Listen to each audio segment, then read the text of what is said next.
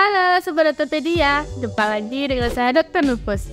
Kali ini kita akan membahas tentang penyakit Crohn.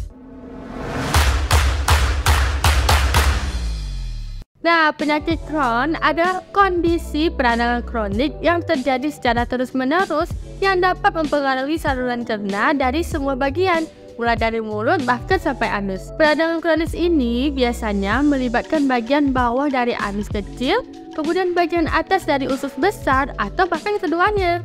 Tetapi dapat mempengaruhi setiap bagian dari saluran cerna. Nah, seperti halnya penyakit ulceratif colitis, Crohnitis ini biasa terbanyak dijumpai di Amerika Utara dan juga Eropa.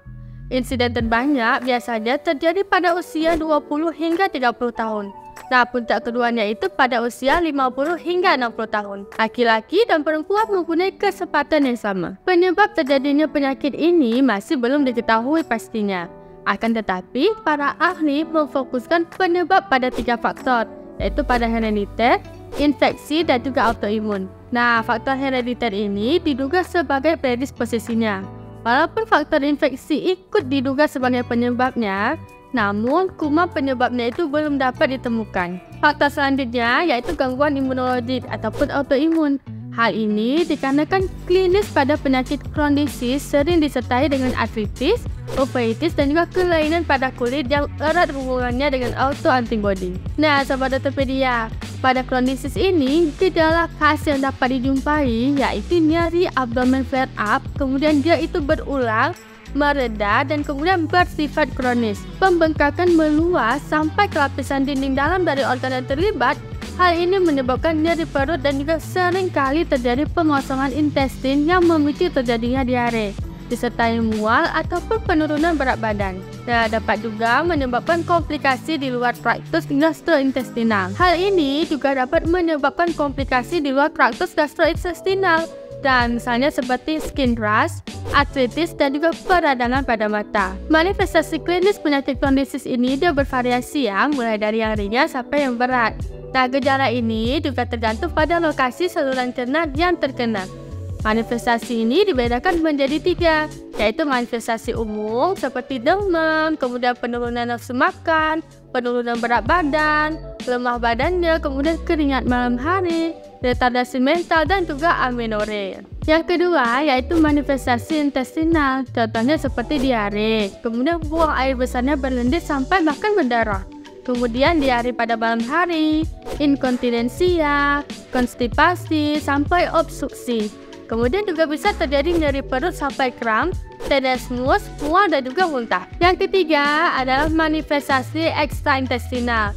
Contohnya seperti pada sendi, yaitu ada atrofi perifer, pada kulit bisa erythroderma nodosum, kemudian pyoderma gangrenosum, kemudian pada bagian mata bisa terjadi skleritis, episkleritis, uveitis, dan pada bagian hepatobiliar seperti kolangitis dan skleritis primer. Nah, selain itu, berdasarkan lokasi lesi yaitu di ileum terminalis.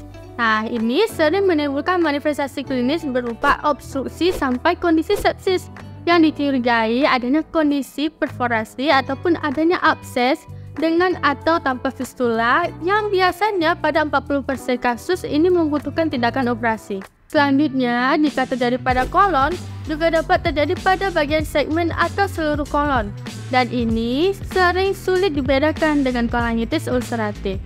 Akibatnya, diklasifikasikan dalam kondisi kolitis yang tidak dapat ditentukan. Nah, untuk mendiagnosis penyakit ini, para dokter biasanya akan melakukan anamnesis berdasarkan gejala klinis, kemudian riwayat keluarga dengan penyakit serupa, serta pemeriksaan fisik dan juga pemeriksaan penunjang laboratorium seperti endoskopi serta pemeriksaan patologi anatomi. Nah, untuk penata laksananya perlu diketahui bahwa prinsip tata laksana penyakit Crohnitis ini ialah mengobati kondisi peradangan aktif hingga cepat mencapai remisi.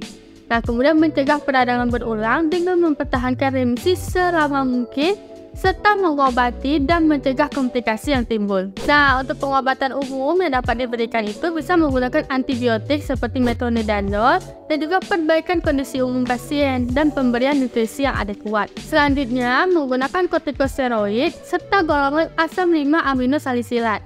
Nah, bila pengobatan konservatif ataupun farmakologis ini tidak berhasil dan terdapat komplikasi seperti fistula, perforasi, dan juga abses, maka perlu tindakan operatif. Nah, sahabat dokter pedia, penyakit kronis ini dia merupakan penyakit kronis yang hingga sekarang tidak dapat disembuhkan. Nah, dia ini dikarakteristikkan dengan periode di mana akan timbul gejala nyeri abdomen, flare up yang kemudian akan mereda. Dan begitu seterusnya. Oke, sahabat ortopedia, sekian dulu informasi kita kali ini. Semoga bermanfaat ya. Jangan lupa kalian like, komen, dan juga subscribe. Sampai jumpa kembali.